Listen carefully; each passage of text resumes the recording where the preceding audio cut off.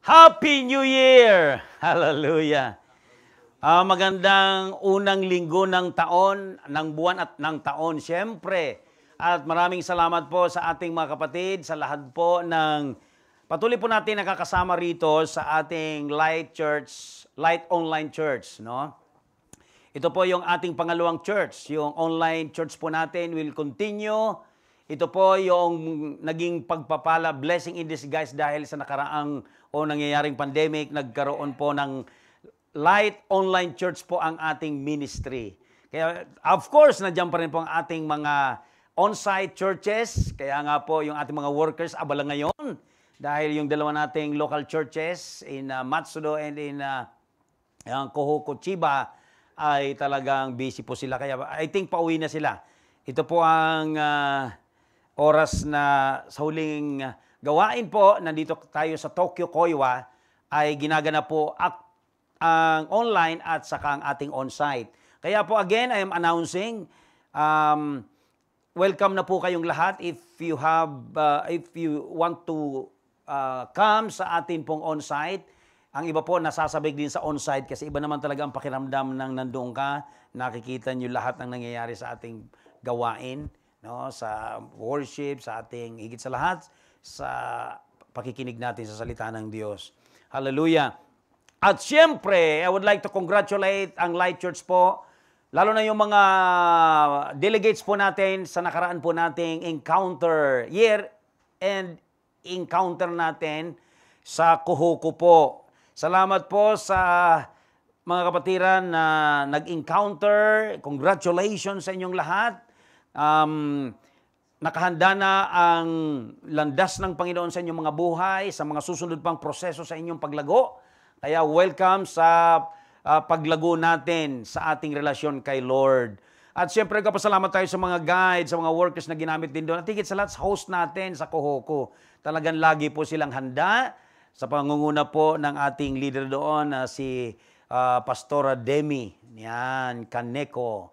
At sa lahat ng kanyang mga core, ang sasarap nila magluto lagi. Amen. Hallelujah. Pero ako po, nananais ko na talagang medyo lumit ang tiyan dahil medyo lumaking konti.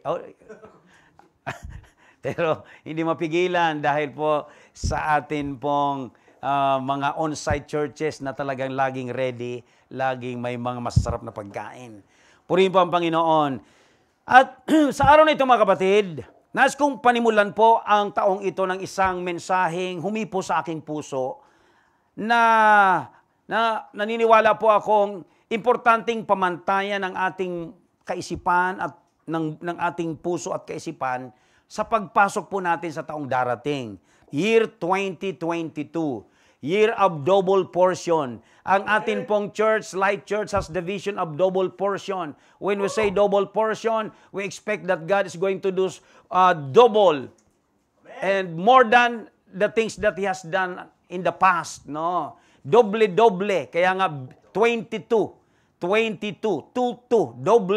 double portion, mga kapatid. Hallelujah. Palakpakan natin ang Panginoon. At para po maganap ang vision po natin na yan, mga gawain natin, ang mga pagpapala, ang mga workers, magiging mga doble, ang mga local churches natin, darami do doble, at higit pa doon. Mga kapatid, kinakailangan magkaroon tayo ng una sa lahat na dapat na panghawakang prinsipyo sa buhay. Kaya nga po, ninanais kong dahilihin sa inyo ang mensahe sa araw na itong pinamagatan ko pong God First Principle. Amen? Hallelujah. Purihin po ang Panginoon. So, babasahin po natin. Ito po ang pamagat po ng message ko sa inyo sa araw na ito, God First Principle. Ang ating teksto pong pagkukuhanan ng atin pong message na ito ay mula sa Lumang Tipan, mula po kay Prophet Haggai, a minor prophet in the Old Testament. Haggai chapter 1 verses 2 to 11. Yan, hallelujah. At atin pong babasahin, kung kayo po ay sa inyong mga kinaroroonan, lagi kayong handa, dapat mayroon kayong Bible din na hawak. No? Kahit mayroon tayong nakikita sa online, dapat sinusubaybayan nyo rin po yan sa inyong mga Bible. No? Babasahin po natin ating text na ito. Hallelujah. Sabi dito, Thus says the Lord of hosts, These people say the time has not yet come to rebuild the house of the Lord. Ito po ang pambungad kagad dito sa ating talata. Ayon kay Propeta Haggai, ito daw ang sinabi ng Diyos o ng Panginoon ng mga hukbo. Ang Diyos na dakila, ang Diyos na makapangyarihan. These people say the time has not yet come to rebuild the house of the Lord. He's referring to the people of Israel. Because at this moment, they were allowed to return back to Israel. No po, ito po yung post-captivity nila from Babylon. And they were allowed by King, I think it was Darius po, na hinipo ng Lord na pabalikin na ang mga Israelita at pinakapangunahin po nilang misyon sa pagbalik nila sa kanilang lupain after captivity is to rebuild the house of the Lord. Pero sabi po ng mga ito, dahil hindi pa daw oras. Sabi sa talatang 3, then the word of the Lord came by the hand of Haggai the prophet. At muling nagsabi ang Diyos, ang Panginoon ng mga, ang Diyos kay Haggai, kay Propeta Haggai, sabi sa verse 4, is it a time for you yourselves to dwell in your paneled houses while this house lies in ruins? Sabi niya, kung hindi pa panahon niya sa inyo ang pagtayo ng templo, panahon ba niya ito sa inyong mga sarili? Na manahan kayo sa inyong mga tahanan, samantalang ang aking bahay ay nandoon pa rin sa pagkawasak.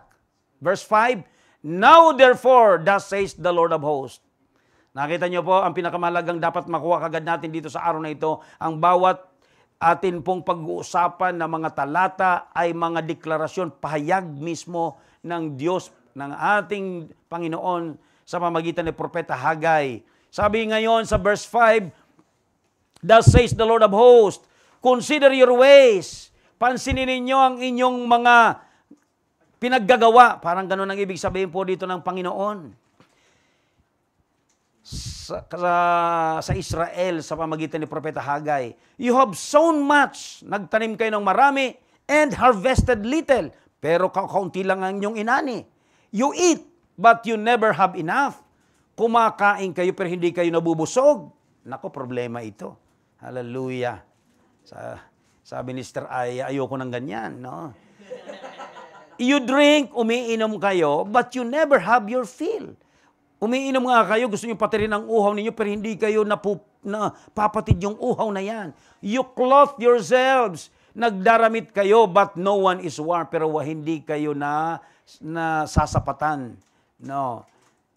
And he who's, hindi kayo, yung word na warm, hindi kayo nasisiyahan doon. And he who earns wages does so to put them into a bag with holes.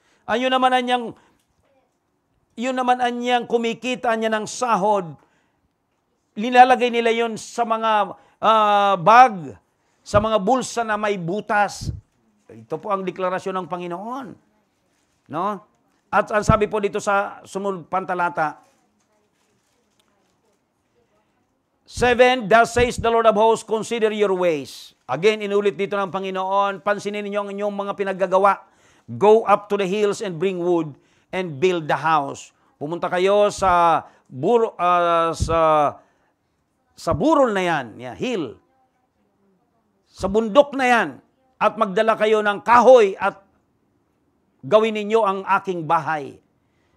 That I may take pleasure in it. Nang ako'y malugod dito, and that I may be glorified. Upang ako ay maluwalhati, sabi ng Panginoon. You look for much, inulit na naman niya rito ang kanyang pahayag sa kanyang bayan. Naghangad kayo ng marami, and behold, it came to little. Pero kakaunti lamang. And when you brought it home, pag dinadala niyo na ito sa bahay, I blew it away. Sabi mismo ng Panginoon, dinirekta niya sinabi, ako ang nag-aalis nito sa inyo. Why? Declares the Lord of hosts. Because of my house that lies in ruins. Dahil hindi pinababayaan niyo ang aking tahanan, nananatili pa rin itong wasak. While each of you busies himself with his own house. Samantalang kayo abalang-abala sa inyong mga sariling bahay, sa inyong mga buhay. Therefore, the heavens above you have withheld the dew. Kung kaya ang kalangitan sa inyong kaitaasan ay, sabi niya, pinigilan ko ang hamog, and the earth has withheld its produce, at ang lupain ay pinigilan ko ang ang ani, and I have called for a drought on the land and the hills. At tinawagan ko, ang Diyos talaga po ang nagpapasya, na magkaroon ng tagtuyot sa lupain at sa mga kabundukan, sa mga ani, sa mga inumin, new wine. Yan. The oil on what the ground brings forth, sa lahat ng ani mula sa lupain, on man and beast and on all their labors. Nakita niyo po dito ang pahayag ng Diyos. Tayo pong lahat ay yumuko. Dakilang Diyos, turuan niyo po kami sa mga salitang ito na kami po ay matuto at i-apply ang principle. Kung ano pahiwatig mo, Panginoon, sa mga talatang aming binasa. Napapanahon ito, Panginoon, sapagkat magandang malaman namin ang tamang simula ng aming buhay sa taong ito.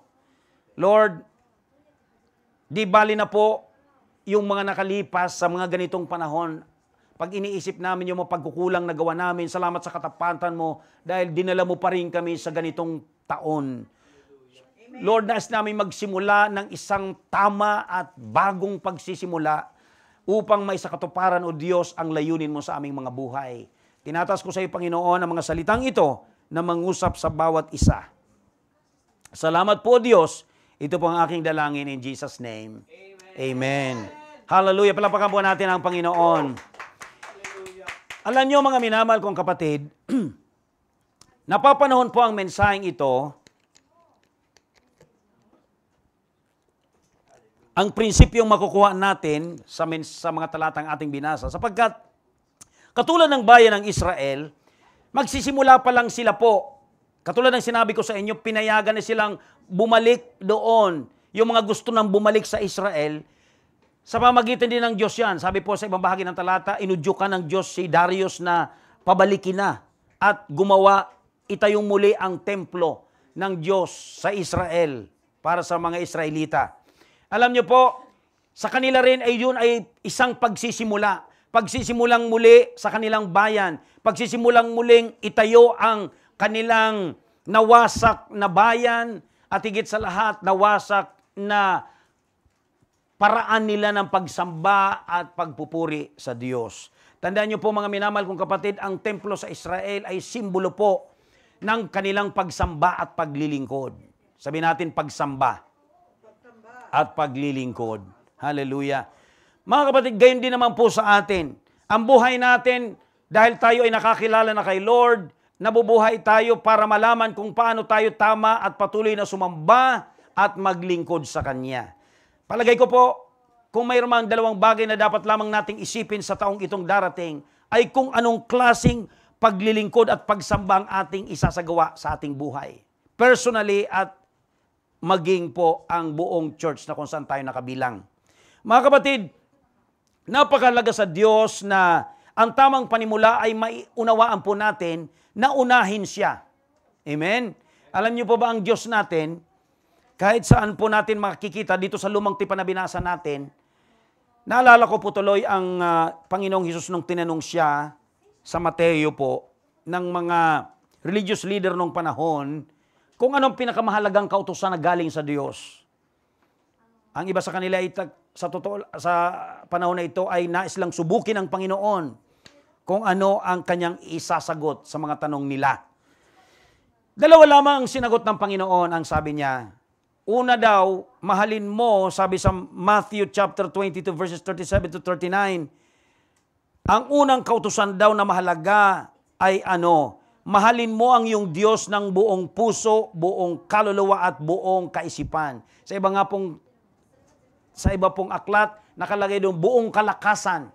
So, nangangahulugan ang unang kalooban o kautusan ng Diyos ay yung unahin mo ang Diyos. Pag sinabing mahalin mo siya ng buong puso, buong kaluluwa at buong kaisipan, ibig sabihin, yun ang priority. Ang Diyos ang dapat na inuuna.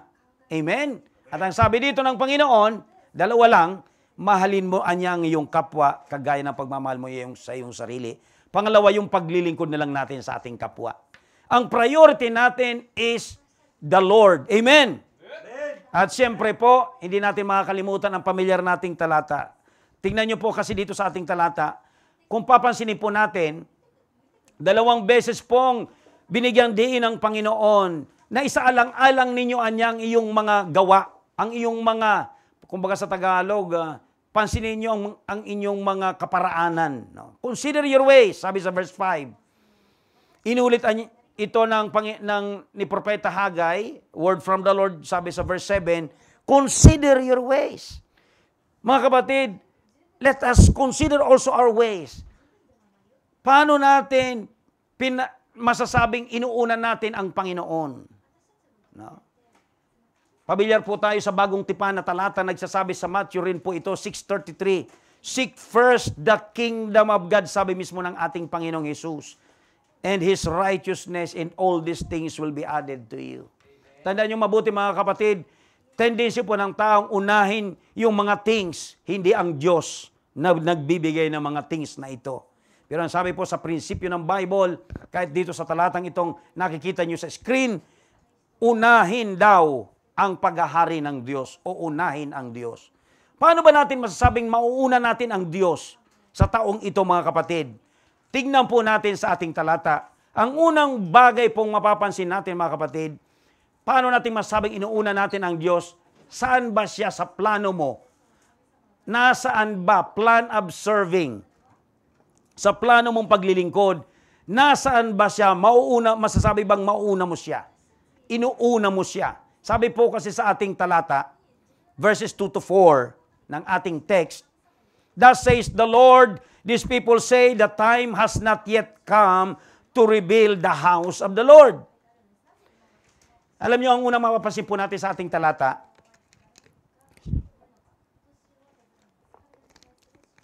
nung magpahayag siya through prophet Haggai, yung klarado po ditong batid ng Panginoon, ang pinag-iisip nila, ang laman ng kanilang puso. Sabi kasi dito ng Panginoon, ang mga atawan niyang ito, sinasabihan niya nila na hindi pa oras na itayo ang bahay ng Diyos. Kita niyo? Parang sinasabi nilang, hindi pa oras para maglingkod, hindi pa oras para sambahin ang Diyos. Remember, the temple, as I said before, the temple that we are talking about symbolizes worship and service. Amen? Yan ang kanila pong dapat inuuna nila. Ngayon, ang sabi nila, hindi pa niya oras. No, hindi pa. Di ba madalas nating narinig yan, mga alibay natin madalas? Hindi ka pa ba maglilingkod? Hindi ka pa magseryoso? Kasi hindi muna, kasi unahin ko muna ito eh. Nagbabayad pa kasi ako sa mga utang ko eh. Kailangan muna focus ako sa trabaho eh. Marami pa kasi akong gusto munang magawa. Actually, this is exactly what the Lord is talking about sa kanyang bayan na ito, sa oras na ito. And I believe this speaks also to us, no? Sabi nga ng Panginoon dito sa verse 4, is it a time for you yourselves to dwell? Ang ibig mo ba sabihin na niya, dahil hindi pa panahon na itayo na ang aking bahay, dahil panahon yan sa inyo, panahon na kayo lang, panahon na pinag-asikaso lang inyong mga sarili, pinag-asikaso lang yung mga pangarap ninyo, pinag-asikaso lang yung mga gusto ninyo, yung comfort ninyo, yung mga bagay na dinidesire ninyo, apart from me, ang ibig sabihin ng Panginoon, without considering me. So we are talking about here, the plan of serving. Mga kapatid, lagi ko pong sinasabi, if you have come to know Jesus, if you have received the Lord, if you are born again, lagi ko pong sinasabi yan, you are saved to serve. Naligtas ka para maglingkod. Ang paglilingkod sa Lord ay yung sambahin mo siya, unahin mo siya, at maglingkod tayo sa kapwa natin sa pamagitan ng pagpapalaganap natin ng kanyang paghahari. Sa pamagitan ng pagbabahagi natin ng kanyang mabuting balita, pagtulong sa mga taong maunawaan nila ang pagliligtas ng Diyos at ang paglago na kasama ang Diyos. Amen? Mga kapatid, pag sinabi kasi natin, gusto mo yung oras mo, ang katanungan natin dyan, hindi, iyan po ay isang klase ng pride on our part. Sabi mo, gusto mo, para bagang sinasabi mong, bakit? Pag sinabi mong oras mo, ibig sabihin, hawak mo ang oras mo? Lagi nating sinasabi, sino ba makapagsasabing, salamat nga, palapakan natin ang Lord kasi nakapasok ka sa 2022, palapakan natin si Lord. Ang daming nalagas nung mga nakaraang taon, lalo na dito sa pandemic. Amen? Nalagas pati ang term ko. Hindi na nakapasok ng 2022. So sa madaling salita, maling-mali ang ating pananaw na we want to serve the Lord, we want to pay attention to God, we want to worship God according sa kanyang kalooban on our term because hindi tayo ang may hawak ng panahon. Alam niyo po, lagi kong sinasabi kung ikaw ay mananampalataya na, tapos ayaw mo pa rin ibigay ang sarili mo, ayaw mo pa rin ialay ang sarili mo, hanapin mo ang lugar mo kung saan ka pwedeng gamitin ng Diyos sa isang church na kung saan ka nakabilang.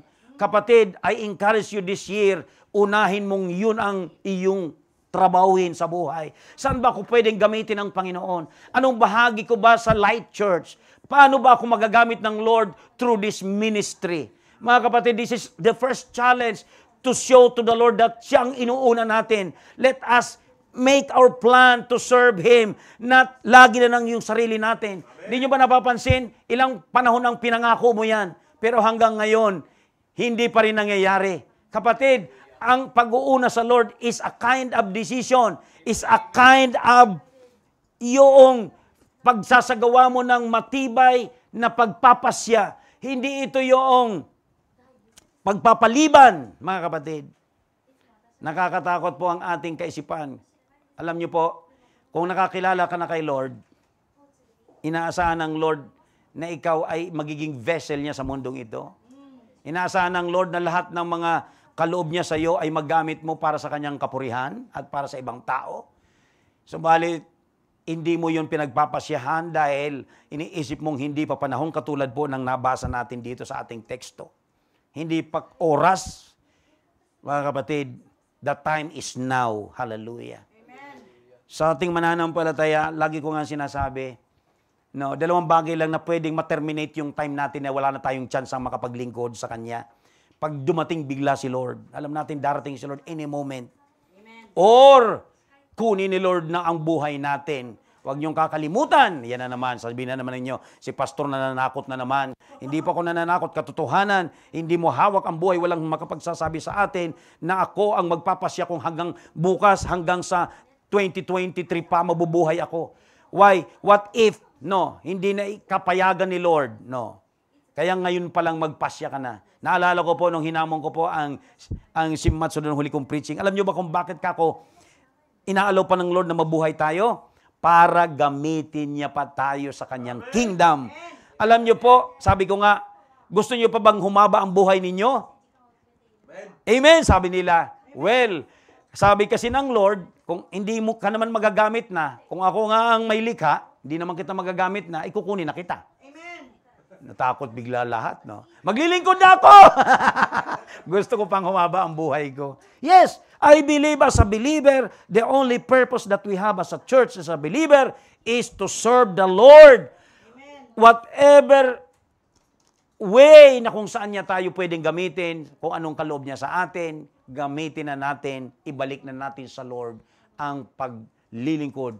Ito ay bahagi ng ating pagsamba sa Kanya. Amen? Amen! Palapakan po natin ang Panginoon. So let your plan be the plan of the Lord. No? Hallelujah. Diba? E tandaan nyo mabuti, magandang nagpaplano, pero ang plano mo ay nakaayon sa plano ng Diyos sa buhay mo. Maraming mga talata nagsasabi na ang Diyos, no, na nandiyan po, mayroon siyang nakaset na purpose na sa buhay natin. Tinawag ka for a purpose. Yun ang ating pagsumikapang alamin, ipamuhay, isagawa, mga kapatid, bahagi ng ating pag-uuna sa Diyos na tumawag na ito sa atin. Amen! Amen! Hallelujah! Ho, purihin po ang Panginoon. Iyan ang unang katotohanan mapapansin po natin sa pag-uuna sa Lord. Unahin mo na siyang paglingkuran. Huwag ka nang magpatumpik-tumpik. Huwag ka nang magpaliban-liban. Huwag ka nang magsabi na, oh, sakana. Ito na ang oras. Mga kapatid, ang taong 2022 is a good start. New slate, lagi nga sinasabi ko, nasa panahon na ito, sabihin mo na sa sarili mo, hahanapin ko na ang lugar ko sa Kingdom of God. Hahanapin ko na ang lugar ko sa Light Church. Saan ba may gift ako? Ang dami, tignan nyo po ngayong araw. Dahil sa mga workers natin, ang iba umuwi sa probinsya, nawalan tuloy tayo ng organista ngayon dahil walang humahawak ng ating sound. Mga kapatid, napakaraming pwedeng gawin sa paglilingkod sa Lord. Pwede kang hindi naman lahat magpipreach. Kung lahat na tayo magpipreach dito, mag-aagawan tayo sa pulpit na ito eh. Pwede, kung saan ka may kalob, doon mo gagamitin, kapatid. Amen? At kung talagang sa preaching ka, magbubukas tayo ng mga maraming local churches. Palapakan po natin ang Panginoon. Maghanda ka. Kung gusto mo talagang maglingkod na sa Lord, ang Light Church po, nagsasanay tayo ng lahat ng larangan ng paglilingkod sa Lord. Nagsasanay tayo sa pagpipreach. Preaching clinic po natin yan. Ang dami na natin mga preacher, kaya nakahanda na ito sa year 2022 sa mga bubuksan natin mga local churches. Amen? Ang gusto ko pong makita, yung iba't iba pang mga ministries na kinakailangan lumagurin. Malalago lamang po yan kapag ang plano natin, inilagay na natin sa plano ng Diyos. Amen? Plan of serving. Hindi na yung hindi pa panahon. Sabi ni Lord, panahon na. Panahon na. At ito na ang panahon. Hallelujah. Purihin po ang Panginoon. Pangalawa, ang mapapansin po natin sa ating talata, hindi lamang po about the plan of serving, but the second one, I call this the price of serving. Alam niyo po ba yung halaga ng paglilingkod? May halaga yan, baka di natin alam. Ano ibig ko sabihin ng halaga? Tignan niyo pong mabuti sa ating talata, verses 5 to 6. Sabi dito ng Diyos sa pamagitan ni Propeta Haggai. So, now, therefore, thus says the Lord of hosts, consider your ways. O, kita nyo? Binigyan din po dito ng Diyos ang word na consider your ways. Nasa atin po kasi ang pagpapasya talaga sa totoo lang. Amen. Alam niyo po ba ang pagpapasya natin, nakabatay sa kung ano talaga ang pinaggagawa natin, evaluate natin. Tignan natin ang pinaggagawa natin. Teka muna. Ano ba ang pinaggagawa ko, Anya? Nagtanong na ba tayo? Ano ba ang pinaggagawa ko noong nakaraang taon? Ano bang pinagagawa ko sa buhay na ito? Ano ba? Huwag niyo sabihin, ano nga bang pinagagawa ko? Wala akong nagawa. Hallelujah. Now, sabi dito ng Panginoon, consider your ways. Sabi dito, you have sown much and harvested little.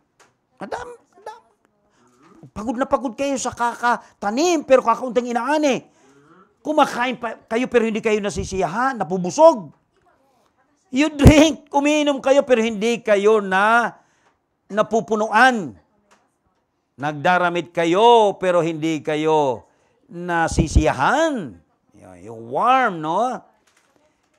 At yung mga kumikita, sumasahod, sabi niya, nilalagay na lang nila ang mga kinita nila sa mga butas na bulsa. Ibig sabihin, walang nangyayari sa mga pinagagawa ninyo. Amen? Ano pong mensahe sa atin ng talatang ito? Pinapakita ng Lord, sasabihin ko niya sa sabi ng Lord, kaya nga I call this the price of serving. Kapag hindi mo inuna si Lord, at inuuna mo lagi yung sarili mo, ang tanong nga sa iyo, ano na ba ang napala mo? Tama ba yun? Napala. Ano na ba ang nangyari sa iyo? Sabi mo, hindi ako maka-attend kasi yung trabaho ko, ang tanong ko sa iyo, magkano naman naipon mo na sa trabaho mo? Napansin ba natin yan? This word of God, hindi pwedeng sinungaling ang Diyos dito. Amen. Naniniwala po ako, nararanasan ito ng sino man. Kung ano-ano mga pagsusumikap mo. Mga kapatid, di ba? Sabi dito, nagpapagod ka. No, ang dami mo mga effort. Pero ang resulta ano? Wala. Sabi natin, wala. Yan, hallelujah. Why? Because hindi mo inuna yung dapat unahin. Kaya nga may price ang paglilingkod. Di ba, babalikan ko na naman yung Matthew 6:33, and all these things shall be added if you seek first God. Amen? Mga kapatid, ulitin ko, po, ganito po ang attitude ko sa Word of God. Hindi pwedeng magkamali ang Diyos sa prinsipyo. Ang lahat ng salita ng Diyos ay totoo, makapangyarihan, at hindi na mababago. Kung titignan po natin nung sabihin ng Panginoon, unahin mo ang Diyos at ang kanyang paghahari, at lahat daw ng bagay isusunod niya na lang. Meaning, He's in charge of our needs if we seek Him first.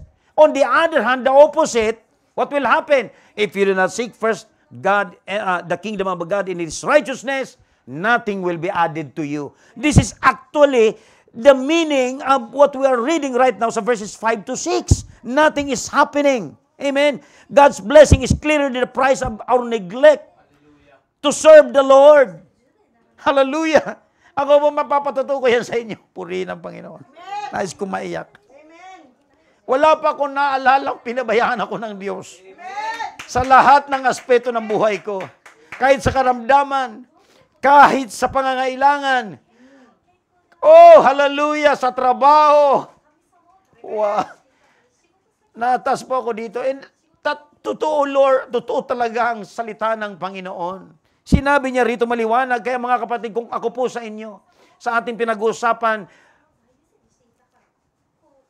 God first principle natin, napakahalaga ng pag-uuna sa Lord. Ito po ang nagbibigay sa atin ng assurance, ng buhay, ng kasapatan, ng buhay na hindi ka kakapusin, ng buhay na pagpapalaing ka. Ang Diyos natin.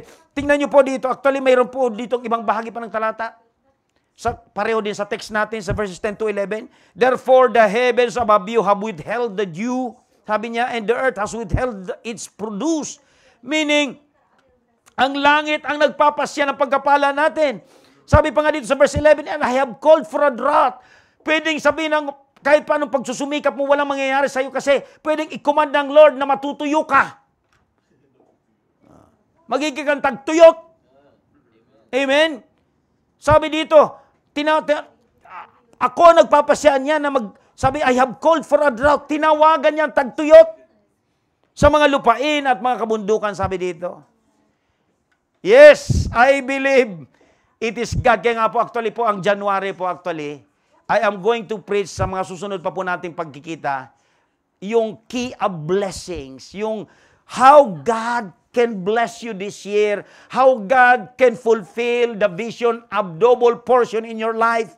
And the first thing that you should remember today, dito sa ating mensahe, is always to seek God sa buong buhay natin, unahin natin siya. At sasabihin ko po sa inyo, ang Diyos po hindi natin pwedeng mapasubalian. Amen. All these things shall be added unto you. Hallelujah! Kay Lord, addition lang yan. Yung sinisik mo, sisiw kay Lord yan. Pag siyang inuna mo, hallelujah, bubuksan ng Lord ang durungawan ng langit, hallelujah. Ang mga favor sa buhay mo, why? Nasa iyo ang mata ng kalangitan pag sinasamba mo't pinaglilingkuran ang Diyos na yung nakilala. Hallelujah. Oh, hallelujah. Kaya mga minamahal kong kapatid, this is how powerful na unahin ang Diyos sa taong ito. Amen.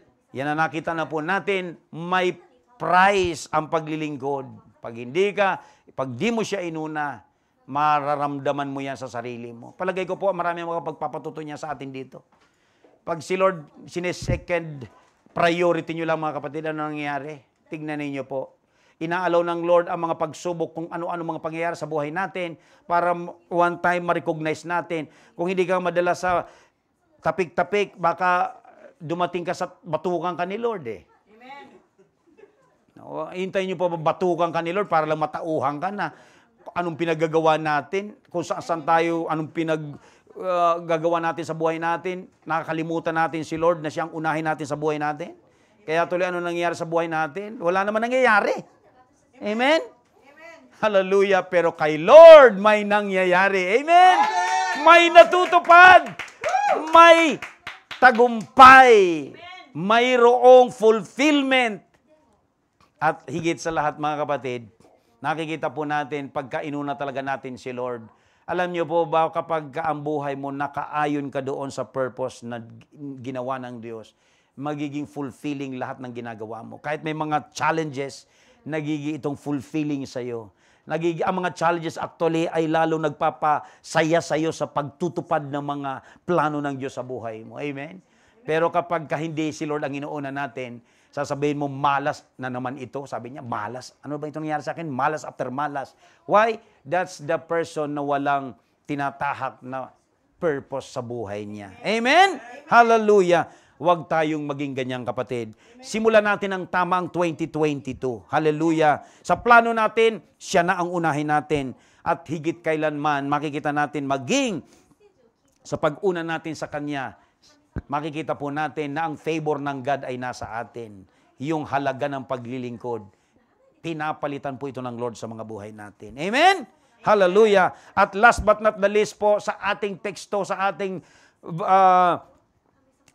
pinag-uusapan ngayon, dito po ang panghuli po, kung kanina po, plan of serving, price of serving, last but not the least, I call this the priority of serving. Yan na.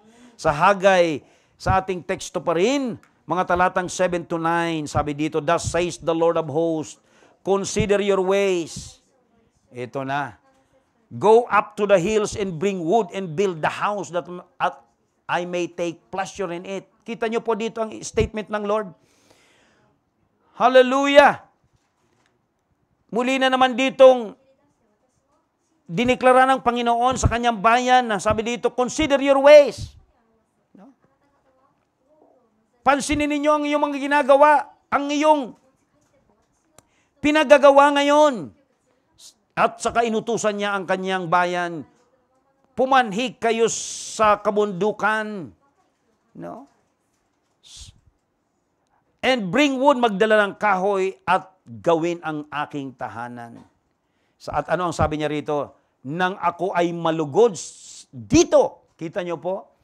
Pag ang kanyang paghahari ang inuuna natin, ito ang nakalulugod sa Diyos.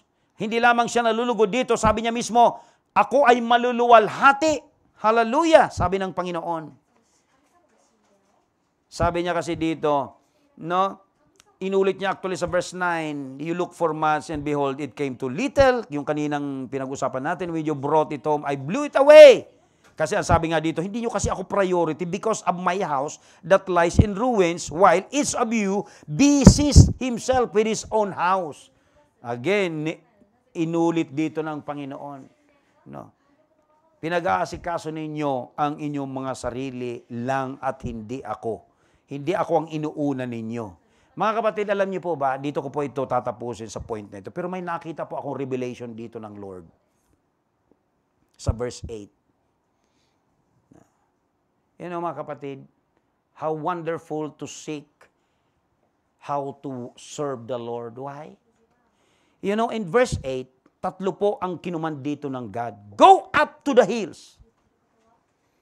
When I read this, and then sabi niya, bring wood and build the house. Tatlo yon. Ano yung una? Go up to the hills. What is this hill? The hill is the Calvary. Nakita ko po rito ang refleksyon ng mangyayari po sa atin pong direksyon ng paglilingkod, that it is all about God. You know, pag nababasa natin po sa Bible, ang pagpunta sa kaitaasan sa bundok is a sign of worship, is a sign of bringing worship to God. Madalas nating mabasa, maging si Moses sa bundok ng Mount Sinai, no? Si Abraham, nag-alay siya doon sa Mount Moriah. At marami nga nagsasabi, maging ang Panginoon ipinako siya doon sa Calvary Hill, no? Sa Mount Golgotha ang ibang tawag doon. It was the place where Abraham offered Isaac. So meaning to say, ang paglilingkod na gagawin natin, ang pag-uuna natin is about the very thing that gives pleasure to God. Ano yon? Nakalulugod sa Lord. Ano yon? Yung Calvary. Go up to the hills, referring to the Calvary. Referring to the Lord Jesus in the Calvary. Anong sabi dito pangalawa? And bring wood. Wood refer to the cross. Hill refer to the Calvary. Wood refer to the cross. And ano pang pangatlo? And build the house. Build the house refer to the church. Calvary, cross, and church. Mga kapatid, tanda natin, build the house. Kailan po nagkaroon ng church? When Jesus offered His life in the cross of Calvary. And then, because of that, the church is built. And what is now the church? It is where we are, and it is where we are going to serve Him. Amen? Kaya mga minamahal kong kapatid, walang ibang lugar sabihin mo, oh, Pastor, pwede naman ako maglingkod kahit hindi ako pumunta o hindi ako makibahagi sa Light Church. Oh, teka muna. The place where you can serve is in the context of the church, the body of Christ. Remember, build the house. The house of God today is the church. Amen. The hills, go to the hills that had happened already, the Calvary. Bring wood. Jesus offered himself already on the cross of Calvary. And then, that was the beginning that Jesus established His church. Mga kapatid, that's why the church is the place where you can prioritize to serve God. Amen? And according to our word today, again, ito ang nakapagbibigay kaluguran sa Kanya. Nakapagbibigay kaluwalhatian sa Kanya. Huwag nating hayaan na hindi tayo magdesisyon sa araw na ito, mga kapatid. Walang ibang lugar na gagamitin ka ng Lord, kundi sa lugar na kung saan Kanya tinawag. May local church kang kinabibilangan. Magseryoso ka na sa taong ito. Pwede mong lapitan ang leaders mo. Today, kung noon sa bayan ng Israel, the house of the Lord is the place where the presence of God is. Today, the house of the Lord is the church itself, where the Holy Spirit of God is residing. This is where we are going to serve Him, to worship Him. Kaya nga po pagyamanin natin po ang church na kung saan tayo nakabilang. Hallelujah. You can only grow in the context of serving in the local church, growing in the local church, submitting to the leaders. Hallelujah. Willing na madisipulo, lumago sa paglilingkod sa Kanya. Kaya sa oras na ito, nais ko pong manalangin sa bawat isa ngayon. At higit sa lahat,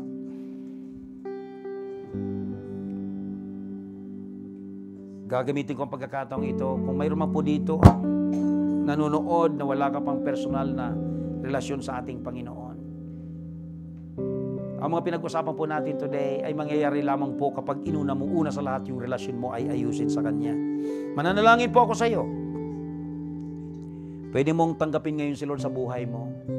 Si Jesus na nagbayad ng iyo at ng aking kasalanan doon sa krus ng Kalbaryo.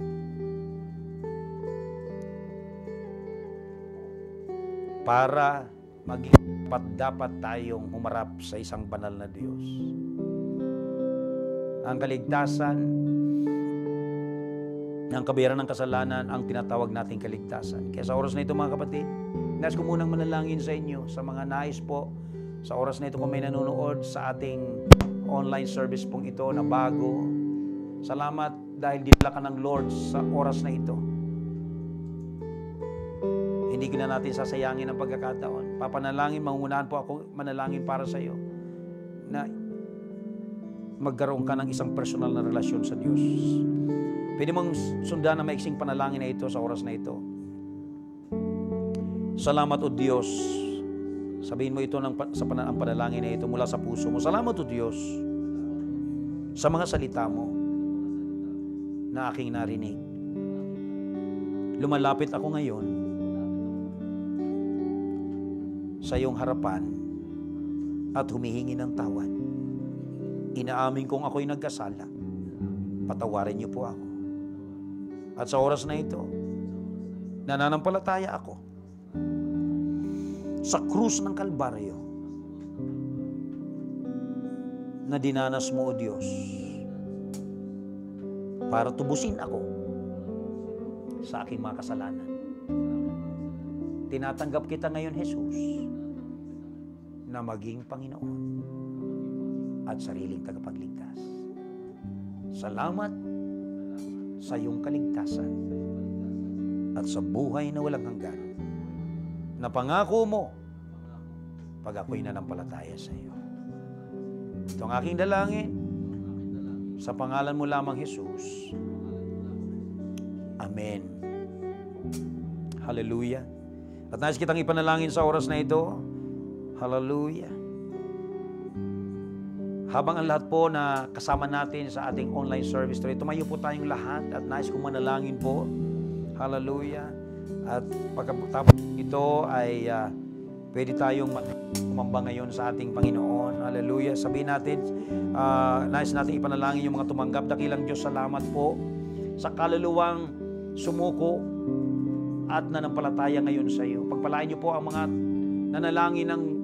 panalangin ng pagtanggap sa iyo, Panginoon. At dalangin ko rin po, Panginoon, sa bawat isa. Lord, sa oras na ito, tinataas ko sa iyo ang bawat buhay, ang bawat mananampalatayang kasama namin today. Saan mang dako sila ng mundo. Lord, bigyan mo po ng karunungan ang bawat isa, ng daan, paano po hanapin nila ang lugar kung paano silang makapaglilingkod sa iyo. Kung ito ang prinsipyong dapat maunawaan ng bawat isa, na unahin ka, O Diyos, sa aming buhay. Lord, tulungan mo po ang bawat isa. Gamitin niyo po ang Light Church upang lahat ng mga mananampalataya ay mabigyang daan ang kanilang paglilingkod. O salamat, O Diyos, dinadakila ka namin sa oras na ito. Pinapasalamatan ka namin, Ama, sa napakagandang panahon, napakagandang simula ng taong 2022. Na ganito pala ang pangangailangan namin, Panginoon, na unahin ka namin sa aming buhay. Lord, salamat sa araw na ito. Dinadakila ka namin at pinapasalamatan in the name of Jesus. Hallelujah! At ngayon ang pag-ibig ng Ama, ang biyaya ng Panginoong Jesucristo at ang patuloy na pagkikisama ng Banal na Espiritu yung sa atin, ngayon at magpakailanman. Tanggapin natin, mga kapatid, sa pagsasabi ng isang malakas na Amen! Sambahin natin ang Panginoon. Hallelujah!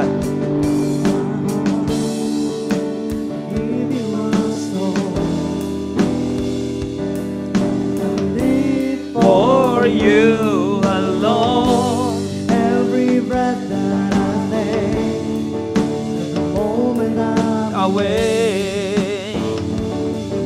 Lord, have your way in me. Lord, I give you my heart, I give you my soul.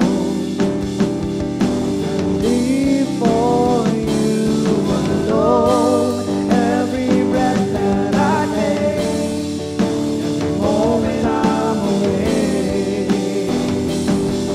Lord, have your way. Lord, I give you my heart, I give you my soul. I live for you alone. Every breath that I take, every moment I'm away. Lord, have your way. Yes, Lord, have your way.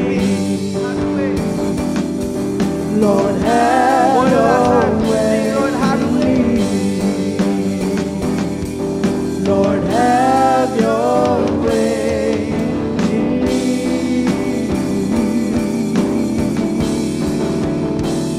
Oh, Lord, have your way. Lord, have your way.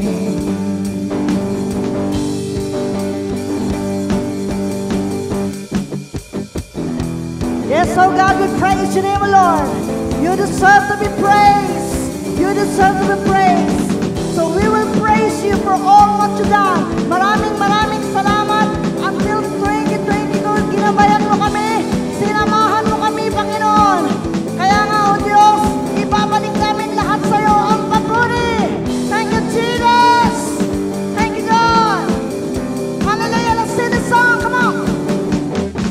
I give you praise for you deserve it. I give you praise for what you've done. I give you praise for you are able.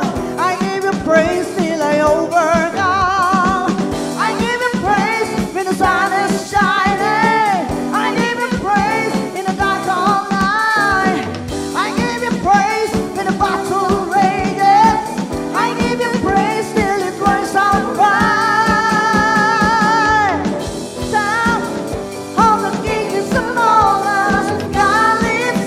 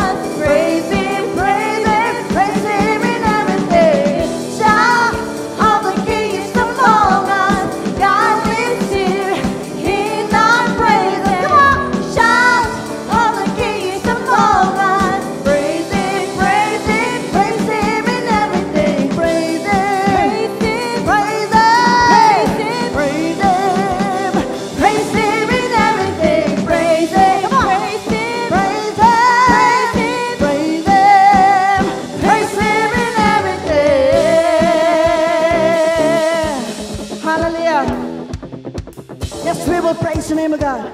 Praise Him, praise Him, praise Him, praise Him, praise Him, praise Him in everything. Praise Him, praise Him, praise Him, praise Him, praise Him in everything. Praise Him, praise Him, praise Him, praise Him, praise Him in everything. We will praise the name of God. We will praise the name. Hallelujah.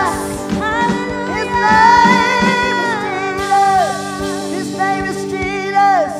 His name is Jesus. Are you ready? Are you ready to praise Him once again? Are you ready? Amen. Are you ready?